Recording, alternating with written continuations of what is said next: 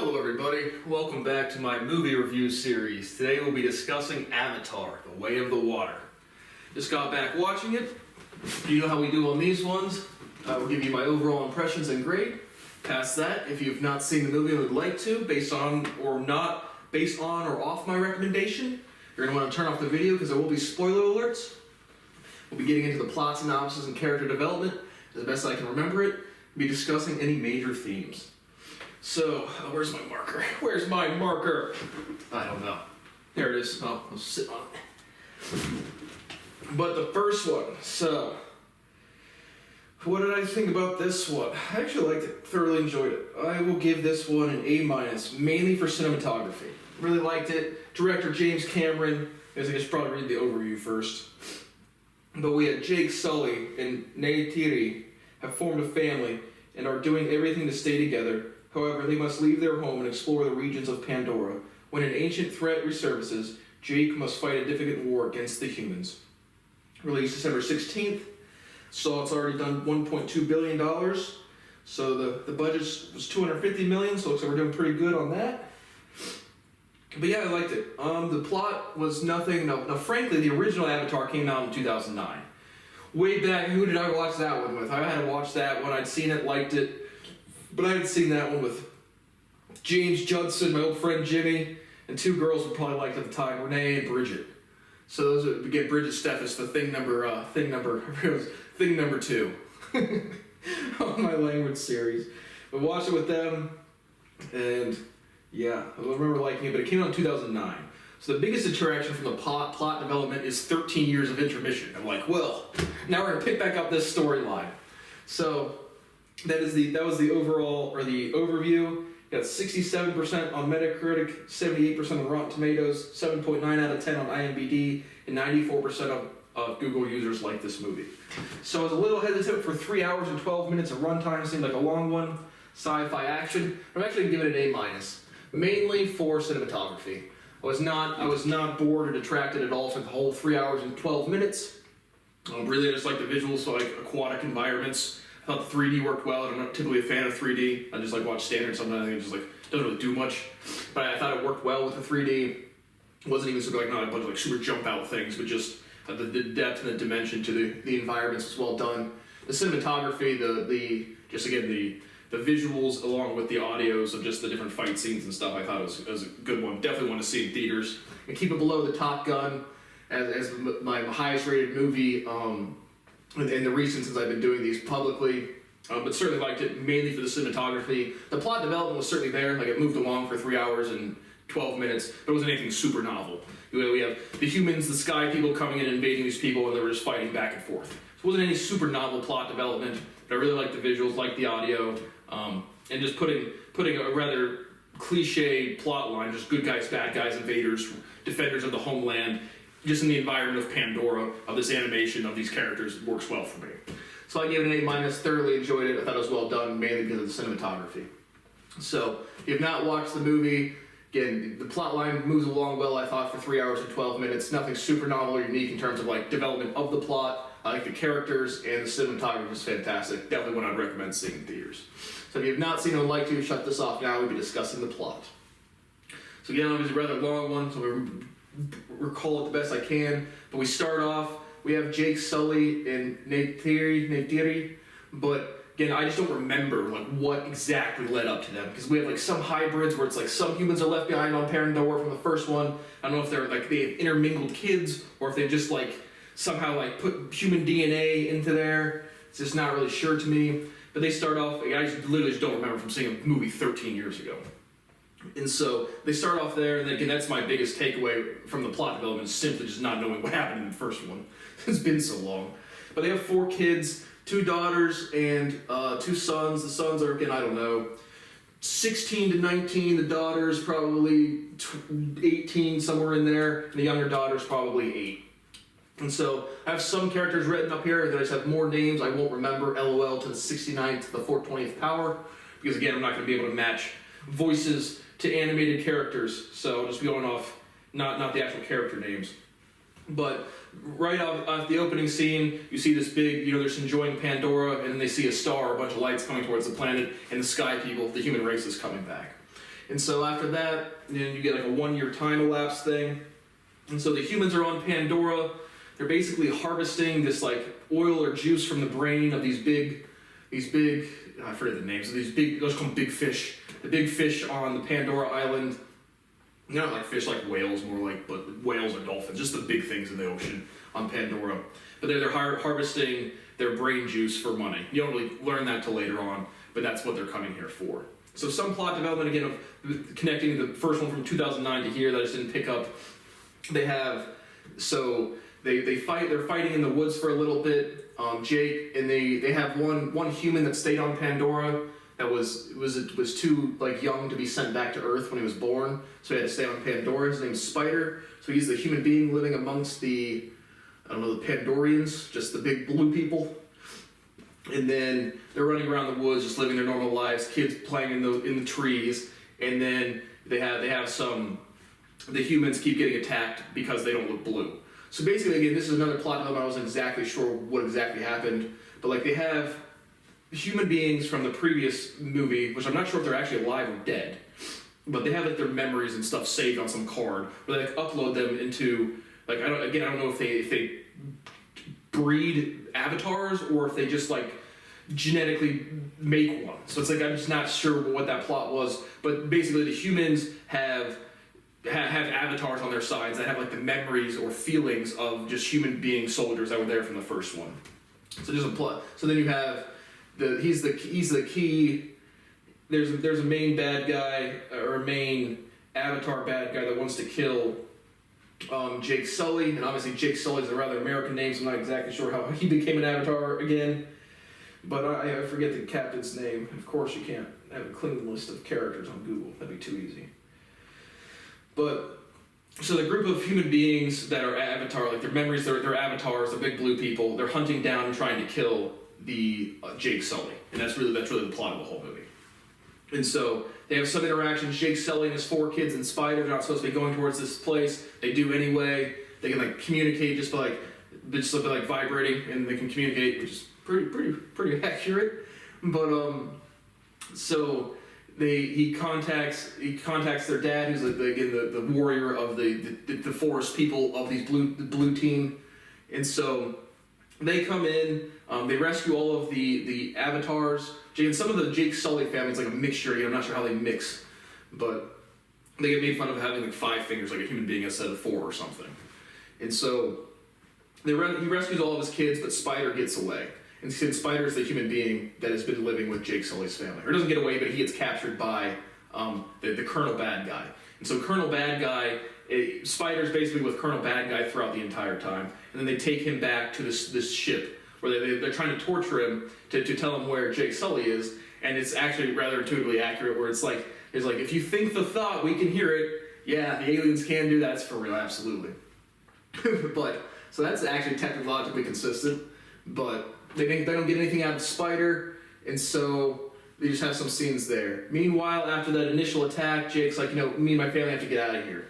So they dip out and they go to the reef people. So then you have 2 sets of avatars, the forest avatars and the reef people avatars.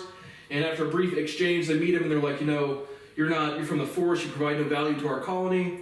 But it's like, my Netiri, the wife, is like, my husband was this great warrior. We are one people. Let us stay. So the reef people let the dark blue people stay. They just have a lot of other scenes of just like kids playing. Again, I just like the cinematography. So you have a couple scenes where again they're learning to swim, they're learning to hold their breath and dive like the reef people, as well as like the reef people have a different type of, because again the Pandorans or the forest people, like they connect their hair to like the big flying things. Well, the reef people have like things that can fly and swim, and they're like their main like transportation route or vehicles, and then they have the big fish that are in the sea, like the tumultuans but just like big whale things that are like also bonded with the reef people. And so you have some bullying. Some of the reef people, they get into a little fist fight, and then after a fist fight, they go out and they're in this like bordered reef, and then they go out to the open waters, and the reef people aren't taking too kindly to the light green people aren't taking too kindly to the dark blue people. So after the fist fight, one of Jake Sully's kids one of the boys apologizes to the other boys, and they meet the green people have an equivalent leader as well. Again, I just can't match the characters. Husband and wife, matriarch, patriarch, family leader. And so the light green team takes the dark blue team out, or just the one son out to sea, and they kind of just leave him there. And so he gets attacked by this other kind of fish thing, and that's the first time you see one of these the big fish. And sorry about the characters, I just can't match them, or what type of fish they were, or whales. And so this humongous fish thing, the big fish comes and kills this other fish that's attacking Jake Sully's kid, and then they kind of bond.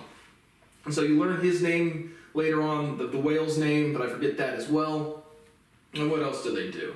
They got into the fist fight because they were bullying the daughter, Jake Sully's daughter, who again has like 5 fingers or something, and their tails, the forest people's tails can't swim well like the reef people's tails.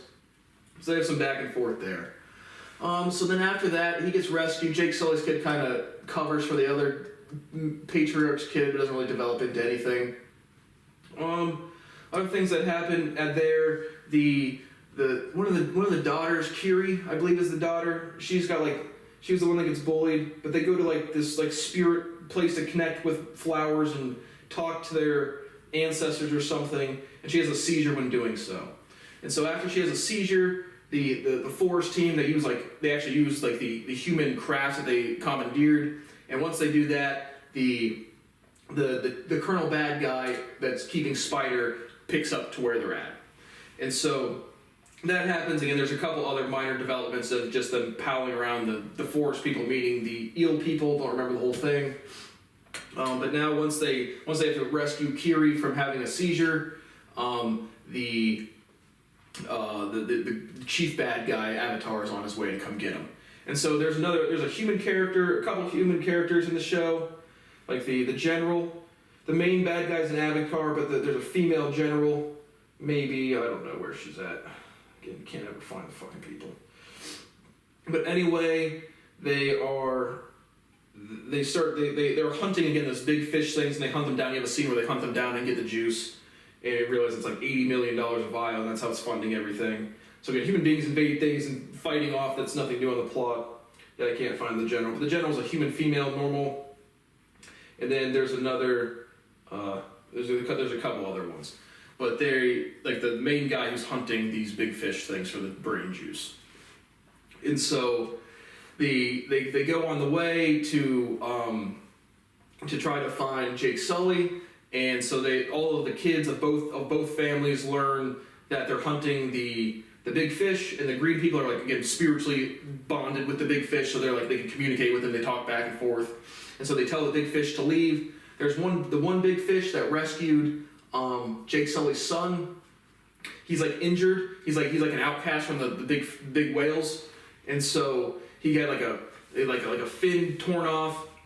But Jake Sully's son bonds with him the hair thing, and he learns that he didn't kill. He's ostracized from the other big fish because he thought to kill big fish. I guess it's the way they did it. It's like they were attacking something that killed some of them, and he was responsible for all the death. So he's an outcast.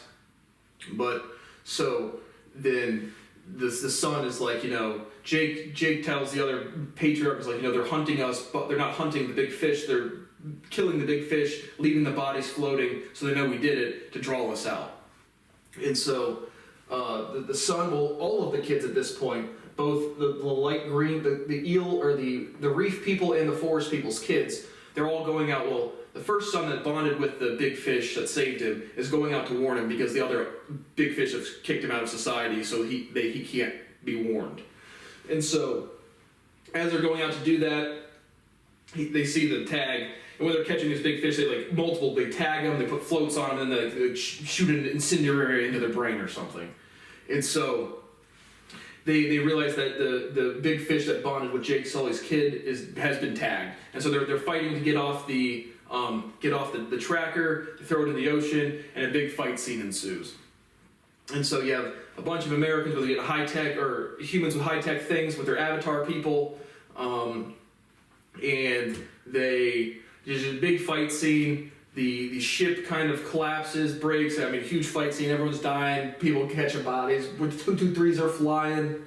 But after the big fight scene, basically what happens is well, actually, before the big fight scene, actually, when they're rescuing the big whale dude, Jake Sully's son, vibrates to him again to communicate with him. So they're all en route with the Choppas. But they're not there yet. So the human beings catch the kids first, and they have them captive on the boat. And then the whole team pulls up. The whole squad's pulling up with the 223s and the spears and the swimming, flying things. And so then they have like a standoff, like, Jake, we have your kids. If you give us you and let us kill you, then we'll let your kids live. And so then the big whale thing kind of fucks up the ship, and so now that initiates the big fight scene. Big fight scene. 223s are flying. But they basically, what happens is the ship is seriously damaged. It starts to capsize. Some of the kids get free, but some of them get stuck behind, and then so they have a big fight scene, and then Chief Bad Guy still has some of the daughters, and so they have the same standoff again.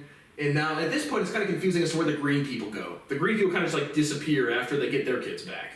So it's kind of sketchy from the Eel team just to leave the blue forest team behind. And there's only 5 forest people and the whole colony of the eel or the reef people. And so they have another fight scene. Jake fights it out with the Chief Bad Dude. He kind of suffocates him. They both get really winded. It looks like Chief Bad Dude's gonna die, but Jake is also, he's just exhausted. He looks like he's gonna die. He didn't do the training with the kids about learning to breathe in the water and be more like the reef people. And so Spider comes back and helps them a little bit. There's another standoff, kind of a weird scene. Basically, the Chief Bad Guy has Jake's daughter, the last daughter, in custody. And then, again, I can't remember, this has got to be before the Chief Bad Guy gets choked out. But Spider tries to help Jake Sully's kid, and then Neytiri takes Spider hostage. It's kind of a weird plot development. Spider's living with his family for his entire life, and she doesn't treat him as a son, and takes him hostage. And then, so after that, and they fight the Kiri, again, who had the seizure with the plant. She can now connect to the plant and talk to the fish and help them guide the family out. But basically, after the second big fight scene, the ship has capsized. So they're all like stuck in there, about to go down this humongous ship that's going to drown. And Kiri helps guide them out along with Spider. And so Jake and the chief bad guy fight it out. Jake chokes him out, but he's exhausted, and then they get out. During the initial big plot development, but during the initial siege, the oldest son of Jake Sully gets killed. He gets hit with a 223 through the heart. They don't have too much chest mass on there.